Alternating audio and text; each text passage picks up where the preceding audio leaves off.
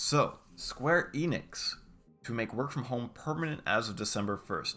This is something that I'm personally super invested in, right? Because I am working from home. And Square Enix in Japan is making work from home permanent as of December 1st, right?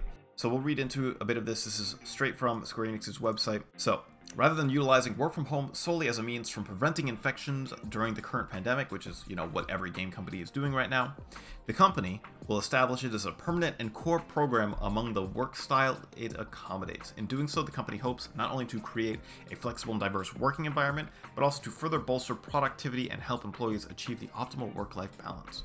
This is huge coming from Japan in a culture where office life is life, right? Where you work is what your life is. You go in early, you leave late. The office culture and business culture is so important to Japan.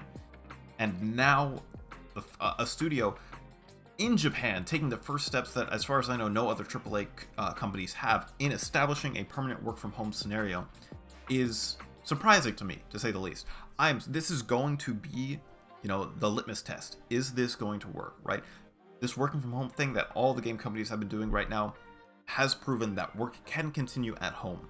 But there's the question of, should it be permanent? And anyone, right, 99% of people will say yes, it should be. Well, 80%, right? Because they did an internal poll and they found that 80% in June demonstrated that roughly 80% of employees had a positive view of work from home. And that they said that they wanted to move a majority somewhere. And it also says that the company expects approximately 80% of employees to be home-based in December, the first month of the program's implementation. So the way that they want to do it is they'll be home-based and work-based people.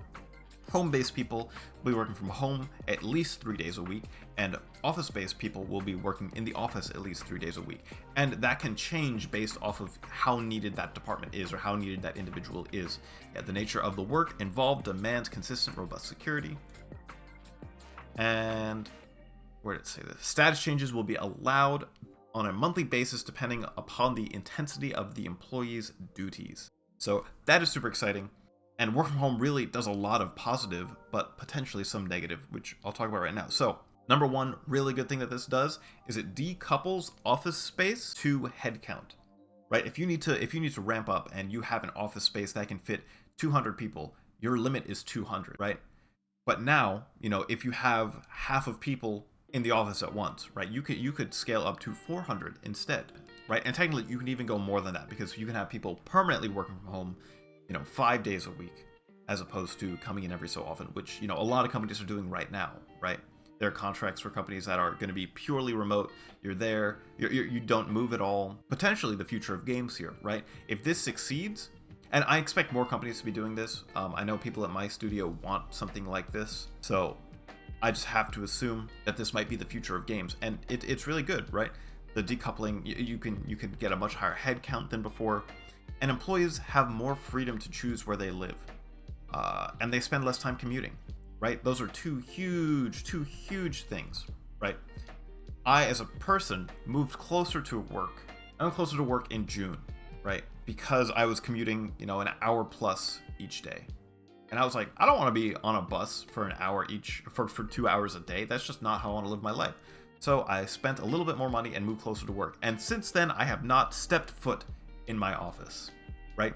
So I could have moved to the cheapest part of the world, and technically, my wages would have been reduced because the wages accommodate for cost of living. But if I stayed in California and went to the cheapest place, I would be getting the same wage and I would not have to worry about commuting at all. I have people that would commute for 2 hours a day, and sometimes if the traffic's really bad, it could be worse.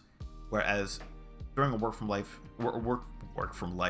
scenario, you could just be at home and skip that commuting part. But what it does lose, which is it's something that is super difficult to evaluate, is the water cooler conversations, right? I've had hundreds of small, maybe 1 minute long conversations, maybe 5 minute long conversations just about the game that I'm working on in general. And you really, I am undoubtedly positive that those conversations have a positive impact on the game as a whole, right? I've made revelations in those conversations. We've decided on things in those conversations. And all of that water cooler stuff, all of those short conversations over lunch are just completely gone. And they won't be completely gone, if it is a 3 days a week from home and 2 days a week in the office, but there'll be less of them. And it's really hard to empirically write down how much you're losing when you do that, right?